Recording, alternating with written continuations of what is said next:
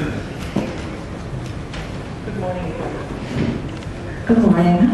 Is there any way I could ask one more question about Dr. Siegel without it taking away from my 3 minutes? What's the question?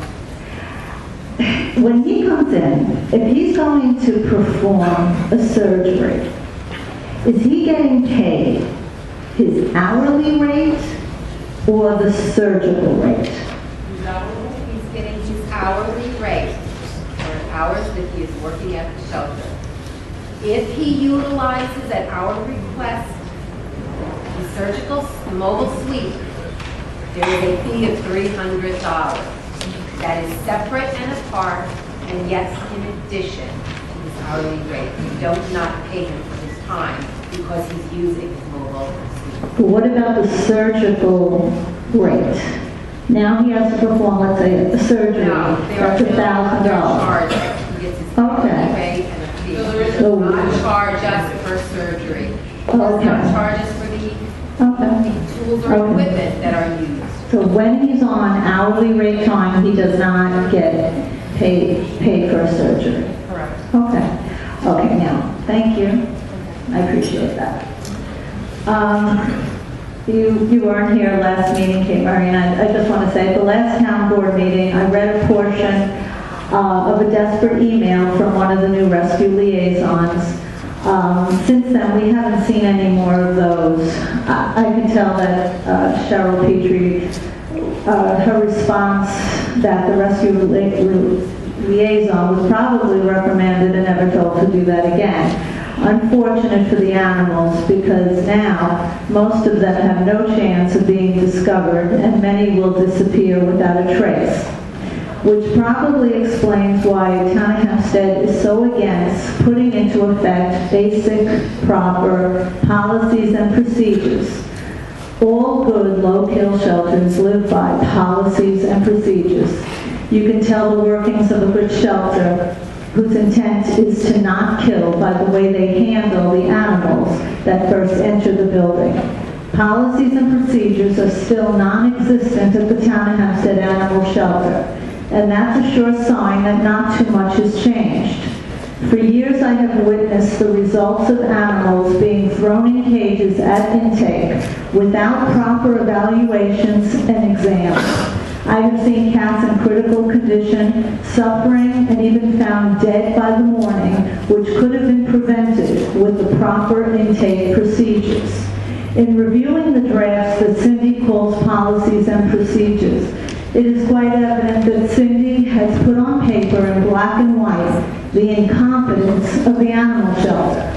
There is no mention of an examination at intake from the supposedly full-time on-staff veterinarian, or even a vet tech for that matter. No mention of vaccines at intake. No extensive behavioral notations and medical information.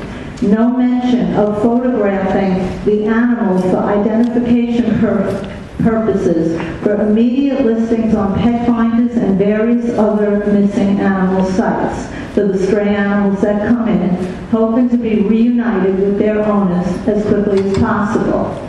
Instead, the policies and procedures reveal the animal gets the same sloppy, inefficient intake that it always has, and now it's even worse. The animal gets thrown into either the garage or the kitchen out of the public's view until someone makes their rounds the next day to check on them. This clearly indicates that Town of Hempstead wants to continue to hide that animal, lie if necessary, and kill when needed. The only procedure that Cindy has added is collar bands. For a new director to be in place for 7 months and not be able to implement a proper policy and procedure with basic guidelines, something is very wrong. Why is only Hempstead refusing to do what others have no problem with and have been doing for years? It is so evident that transparency is Town of Hempstead's worst nightmare. Every animal's... Ms. Acapella. Yeah, I just wanted to address a few things that you have said. The first thing that you said was that the date is not going out. We had a dog that left last night on a plane to Florida. We have another 2 dogs going to Rhode Island. We have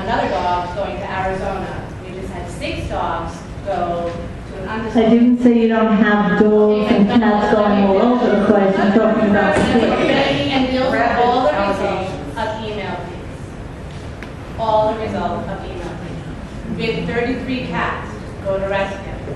All the results of email feeds. Okay, so that is just a false statement that you were making. Well, I just haven't seen any since that last.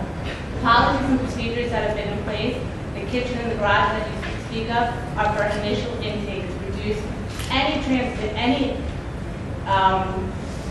result of disease transmission.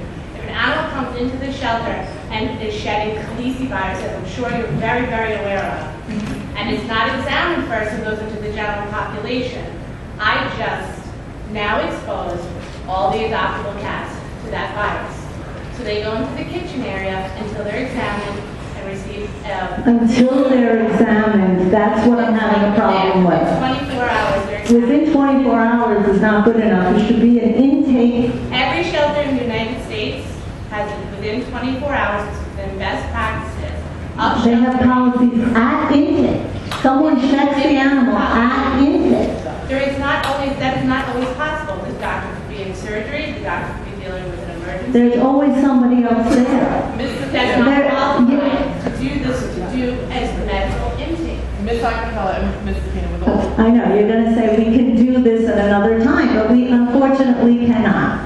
Yes, we can. You've done your 3 minutes. You have questions for the shelter director. Feel free to have a conversation with her.